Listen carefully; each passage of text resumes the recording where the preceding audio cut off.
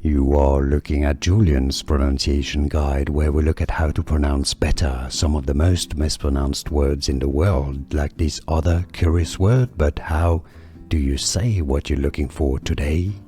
Bonjour, we are looking at how to pronounce this name, and we'll be looking at how to say more names of delicious charcuteries and food names from France as well. So in French it's said as jambon, meaning ham, like cured ham, dry ham, de Bayonne, Bayonne being a city in the south of France, southwest. Jambon de Bayonne, Jambon de Bayonne. Yeah, Jambon de Bayonne.